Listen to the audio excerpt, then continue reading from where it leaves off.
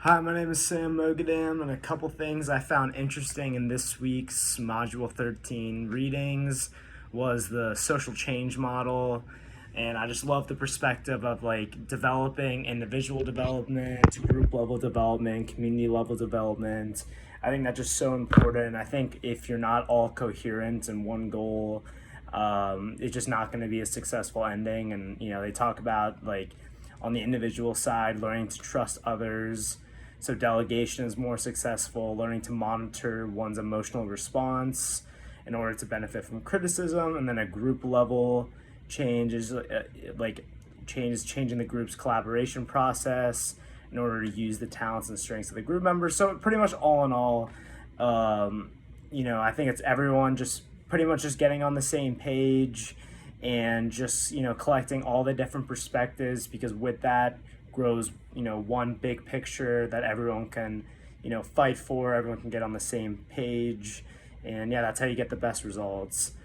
What else? And then another thing more specifically is uh,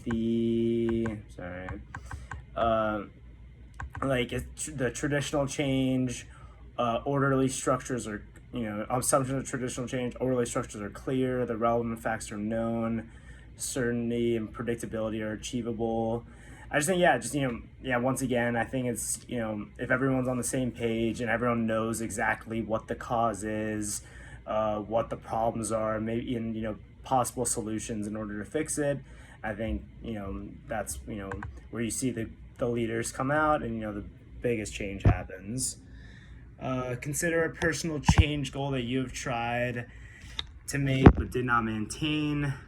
I think when I was younger, I think a personal change goal was like maybe just being like, I think just being appreciative and being like kinder to other people. Like, don't let your, think before you talk, and just don't let your emotions speak.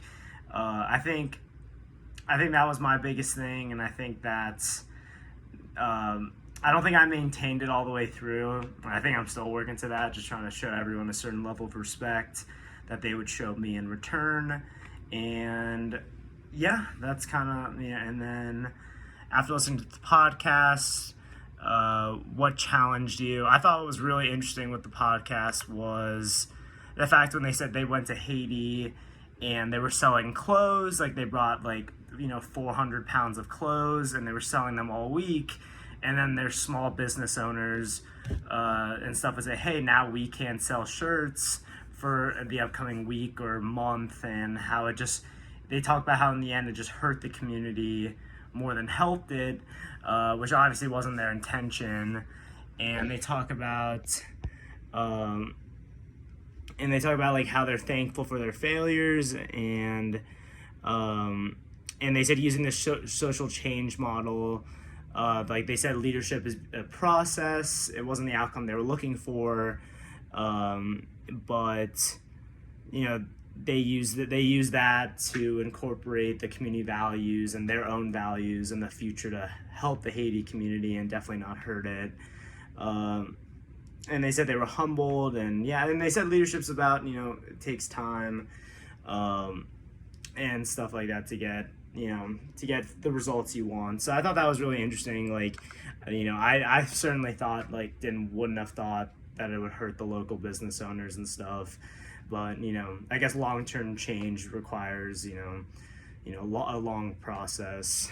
Do you think leaders create social movements, or do social movements create leaders? I think social movements create leaders.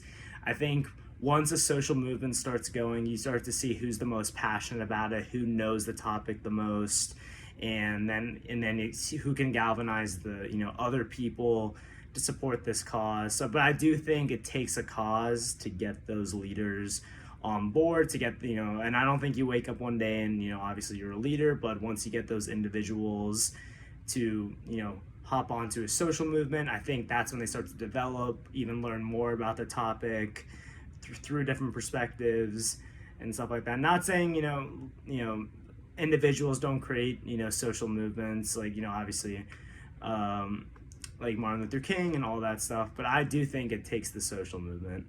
What is the problem issue you'd like to see change in our community? I think just maybe being like more accepting of like of every individual from different diversities. Like I know last year, 2 years ago, I think mid pandemic, people were rude to the Asian community and maybe making fun of them behind their backs and just saying like kind of just unfriendly stuff. And hopefully I don't think that's happening now, but if it is, I think it definitely. I think we have to just in the end everyone wants to be treated just like as they would want to be treated, and I think that's just the way we should be thinking about it. What knowledge you have? How the knowledge about this problem is just people being like kind of like racist and like just kind of being I don't know, there's like just hateful terms maybe being said to the Asian community. I think in the group value way, I think we all just as a tech community should just come together and just say, hey, like we're all one, and we don't want to be known for something so stupid and so so demeaning in a way in which hurts the Virginia Tech name. And I think it's just a terrible reflection of us because one student reflects the student body if it's that bad. And I think that's just we gotta look at the bigger picture. But yeah, thanks so much, guys. Hope you enjoy Module 13 breakdown and have a great rest of your weekend.